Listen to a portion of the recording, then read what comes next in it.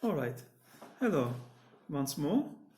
I don't know how many weeks have you been doing this. Hello, Jada, once again. Now, I don't know how many weeks we have been doing this. I think this is the third or fourth week we are doing the online courses. Now, in the second part of the book, by the way, I hope everybody is fine and everyone in your family is fine without any infection in this pandemic. I hope there are no problems with you and with your family. And in the second chapter of the second part, remember that Gulliver arrived yet another interesting continent, and he was covered by a huge floating and flying island. And he was looking at that island in a very surprised way because he was shocked that he could see a big island was, flying on top of him. And people on the island called him up to the island. So they pulled him by chains on the top of the island. Now he is there in the second chapter, Laputa. At my alighting, I was surrounded by a crowd of people, but those who stood nearest seemed to be of better quality. They beheld me with all the marks and circumstances of wonder. Neither indeed was I much in their debt, having never till then seen a race of mortals so singular in their shapes, habits, and countenances. Now, he gives us a description of these people, the physical description of these people. Their appearance is strange. Their heads were all reclined either to the right or the left. So their heads do not, stay upright, but they are either inclined to the right or to the left all the time. So as they walk, they're all like this. Or like this, reclined to the left. One of their eyes turned inward, and the other directly up to the zenith. So one eye looks up to the sky and the other looks down inward. So different directions. The eyes look at different directions. And their outward garments, their clothes, are the strangest, were adorned with the figures of suns, moons, stars, interwoven with those of fiddles, flutes, harps, trumpets, guitars, harpsichords, many other instruments of music unknown to us in Europe. So their clothes are adorned with stars, moon, sun, and musical instruments, motifs of musical instruments everywhere in the clothes. Lovely, colorful, wonderful people. I observed here and there many in the habit of servants, with a blown bladder fastened like a flail to the end of a short stick. So, at the end of a short stick, there is something like a blown bladder, like a balloon at the end of a short stick. And there are some people who carry that kind of thing. A stick and a blown balloon at the end of the stick. What do they do it with? What do they do with it? Which they carried in their hands all the time. In each bladder was a small quantity of dried peas or little pebbles. So inside the balloons, they had some peas or tiny pebbles to make a sound, rattling sound. So when you shake it, it rattles. With these bladders, they now and then flapped the mouths and ears of those who stood near them. So when they see somebody standing near them, they flap with that balloon, rattling balloon on the head, mouth, or ear of the person standing near them. Why? Of which practice I could not then conceive the meaning. It seems the minds of these people are so taken up with intense speculations that they neither can speak nor attend to the discourses of others. without being roused by some external taction upon the organs of speech and hearing. So the people that they hit on the mouth, ear, or head are, isolated people. They are not in interaction in the society. So to attract the attention of them, they flap their head. Because for which reason those persons who are able to afford it always keep a flapper. The original name for flapper is climinol.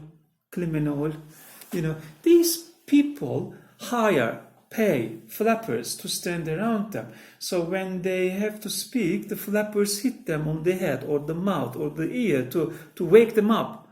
The reason is these people are so intensely occupied in their thoughts. They're thinking about everything. Philosophers. The business of this officer is, when two or more persons are in company, gently to strike with this bladder the mouth of him who is to speak, the right ear of him or them to whom the speaker addressed itself. So if there are two or more people around trying to speak to that person, the flapper hits him to wake him up to speak or answer to these people. The next paragraph. It was necessary to give the reader this information, without which he would be at the same loss with me, to understand the proceedings of these people as they conducted me up the stairs to the top of the island and from thence to the royal palace. While we were ascending, they forgot several times what they were about. These people are deeply thinking about something, deep into thoughts. So if they are walking somewhere or when they are climbing a hill, they forget what they are doing and they just stop. All right? While we were ascending, they forgot several times what they were about and left me to myself till their memories were again roused by their flappers. All right? If they are walking, sometimes they stop and think, what am I doing now and where am I going? So a flapper hits them on the head, so they wake up and they remember what they are about to do. And for they appeared altogether unmoved by the sight of my foreign habit and countenance, and by the shouts of the vulgar, whose thoughts and minds were more disengaged. So these people are deeply involved in their thinking all the time. So they have to be woken up by other people. Now, on the next page, page 174, the bottom paragraph of the page, the word which I interpret the flying or floating island is in the original Laputa. So he is now learning the language again, as usual. Laputa, whereof I could never learn the true etymology. Lap in the old obsolete language signified high. Okay, lap means high, and anta means a governor. So it means lapanta, the governor at the top, the governor in the high, from which they say by corruption was derived from laputa from lapanta. I do not approve of this derivation, which seemed to be a little strained. I ventured to offer to the learned among them a conjecture of my own. Now Gulliver offers another word, that Laputa was quasi-lap-outed, lap signifying properly the dancing of the sunbeams in the sea, and outed, a wing, which, however, I shall not obtrude, but submit to the judicious reader. Okay.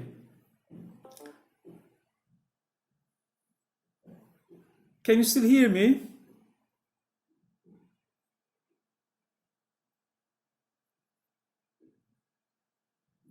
Is there a connection? Can you still hear me?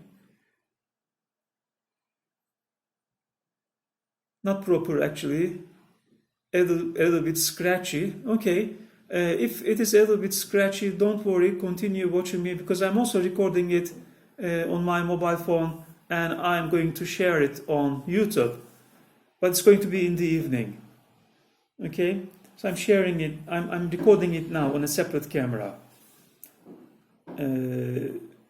but we have to do it now. I know that there are some disconnections. Could I check my internet? Yes, my internet. I'm logged in, and I'm on the internet. Okay, sorry. It's not very perfect, but I am connected to the internet now. All right. So now they are journeying to the capital city, which is called Lagado. This is on the next page. In our journey towards Lagado, the capital city, His Majesty ordered that the island should stop over certain towns and villages from whence he might receive the petitions of his subjects.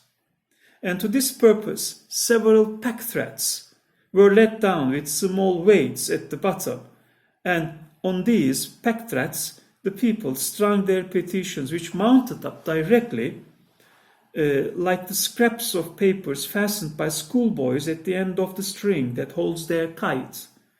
Sometimes we received wine and victuals from below, which were drawn up by pulleys. So the flying island flies over the whole continent, the whole country, and they are traveling to Lagado, the capital city. And when they come over some small towns or villages, the servants of the king roll down by small strings tiny papers, roll down. So the people underneath in the town or village, they write their petitions, what they ask from the king, and tie it to the strings of paper, strings that rolled down from Laputa, and people throw them back, and the king collects the petitions from his people. So the knowledge I had in mathematics gave me great assistance in inquiring their phraseology. So their language is quite mathematical. They have a mathematical language, and Gulliver is very good at maths, so he can understand the language, the logic of their language, which depended much upon that science and music. And in the latter, I was not unskilled. So he knows a little bit about science and also a little bit about music. So the language is mathematical and also musical. Their ideas are perpetually conversant in lines and figures. If they would, for example, praise the beauty of a woman or any other animal, they describe it by rhombs, circles, parallelograms, ellipses, and other geometrical terms, or by words of art drawn from music, needless here to repeat. So, in their language, they use maths terms of maths, terms of music, to praise the beauty of a woman, for example. I observed in the king's kitchen all sorts of mathematical and musical instruments, after the figures of which they cut up the joints that were served to His Majesty's table.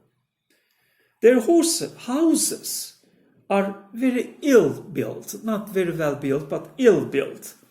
The walls bevel without one right angle in any apartment, and this defect ariseth from the contempt they bear to practical geometry, which they despise as vulgar and mechanic, those instructions they give being too refined for the intellectuals of their workmen, which occasions perpetual mistakes. And altogether they are dexterous enough upon a piece of paper in the management of the rule, the pencil, the divider, yet in the common actions, behavior of life. I have not seen a more clumsy, awkward, unhandy people nor so slow, perplexed in their conceptions upon all other subjects, except those of maths and music. So they are not very skilled in other subjects except for maths and music. Okay, you say there's a connection problem, but my computer seems to be connected to the internet. Yes, I'm connected to the internet, and it's recording continuously, so I seem to be in the session. Okay.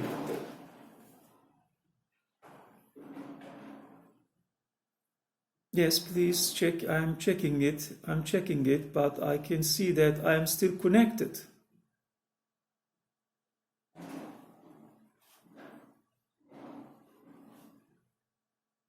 All right.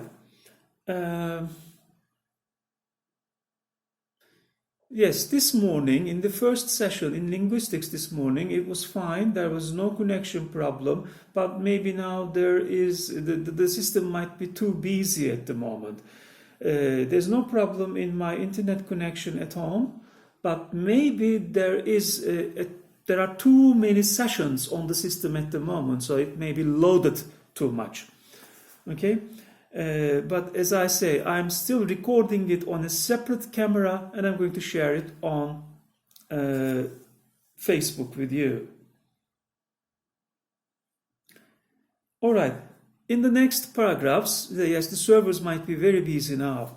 In the next paragraph, these people are under continual disquietudes, never enjoying a minute's peace of mind. And their disturbances proceed from causes which very little affect the rest of mortals, and their apprehensions arise from several changes they dread in the celestial bodies. All right, so they have a different culture, a different scientific understanding, and on the next page, the next paragraphs, the women of the island have abundance of vivacity. They contemn their husbands and are exceedingly fond of strangers, whereof there is always a considerable number from the continent below, attending at court, either upon affairs of several towns and corporations, or their own particular occasions, but are much more despised, because they want the same endowments. Among these ladies choose their gallants, but the vexation is that they act with too much ease and security, for the husband is always so wrapped in speculation, that the mistress and lover may proceed to greatest familiarities before his face, if he be but provided with paper and implements without his flapper at his side. So, all right. Usually, the women in this island choose the husband. At the end of this chapter, the final paragraph of this chapter, in about a month's time, I had made a tolerable proficiency in their language. Again, he's learning the language, and was able to answer most of the king's questions. Now he's going to have conversations with the question, as usual.